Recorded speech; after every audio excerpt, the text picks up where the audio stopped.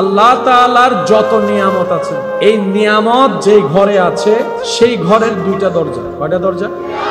একটা দরজার নাম হচ্ছে শুকর, আর একটা দরজার নাম হচ্ছে সবর। আপনার আমার সুখে শান্তিতে থাকার জন্য যত ধরনের নিয়ামতের দরকার, সব নিয়ামত আল্লাহ যেই ঘরে রেখেছেন সেই ঘরের কয়টা দরজা? মাশাআল্লাহ, একটু জোরে বলি কয়টা? একটার নাম শুকর আর একটার নাম সবর। একটার নাম শুকর, একটার নাম, এই দুইটা দরজা দিয়েই আপনাকে আমাকে সেই নিয়ামতগুলো নিতে হবে। তো অস্থির হলে কি ধৈর্য ধরা হলো? ধৈর্য কাকে বলে? ধৈর্য কিভাবে ধরবে? অনেকের মনের চাপা একটা প্রশ্ন। আমি শুধু ছোট্ট মানুষ হিসেবে এতটুকু বলি, জীবন চলার পথে যাই আসুক, যেমনই আসুক, যত রকমের ধরনের তুফান আসুক না কেন, এই জবান, এই মন যেন কখনো আল্লাহর উপর নারাজি প্রকাশ না করে। সুবহানাল্লাহ। এই জবান, এই মন যেন সর্বদা রবের শুকরিয়া দিয়ে এতটুক মনকে বুঝায় যে হে মন, হে আমার জীবন, আজকে তুই অল্পতে এত নারাজ হয়ে যাচ্ছিস, তোর আল্লাহ তো তোর যোগ্যতার চাইতো এতদিন তোকে বেশি দান করেছে। সুবহানাল্লাহ।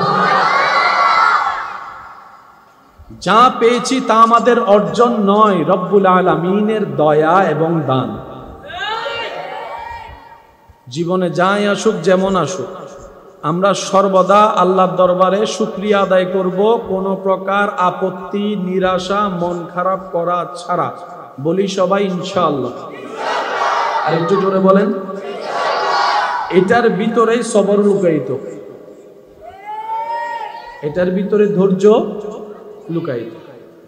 আপনার একটা কথা বলেন, পরিশ্রম না করলে কি সফল হওয়া যায়? পরিশ্রম করার জন্য তো ধৈর্যের দরকার। বলেন না ভাই, একটু বলি।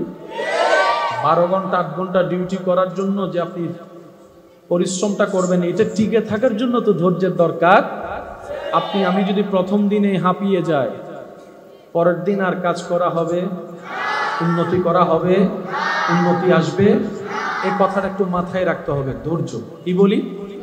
সবাই বলি, আরো জোরে বলি। ধৈর্য এমন একটা নিয়ামত, ধৈর্য ধারণকারীরা যখন জান্নাতের দরজা দিয়ে প্রবেশ করবে, রব্বুল আলামিন কুরআনুল কারীমে বলে আল্লাহ পাক তাদেরকে ফেরেশতার দ্বারা সালাম দিয়ে দিয়ে ভিতরে প্রবেশ করাবে। বলেন সুবহানাল্লাহ। একটা গালির বিপক্ষে যদি 2টা গালি দেওয়ার সুযোগ থাকার পরও যদি আপনি চুপ করে থাকেন, নিয়ামত আপনার। আর একটু জোরে। কারণ সয়ে যাওয়াটা রবের পছন্দ। এবার আপনারাই বলেন, আল্লাহ চাইলে সেকেন্ডের ভিতর সব উল্টাই দিতে পারে, সব অপরাধীকে মেরে ফেলতে পারে। জমিন কার? আমরা কার? হুকুম কার? আমরা কি আল্লাহর হুকুম মেনে চলার মতো চলতে পারি?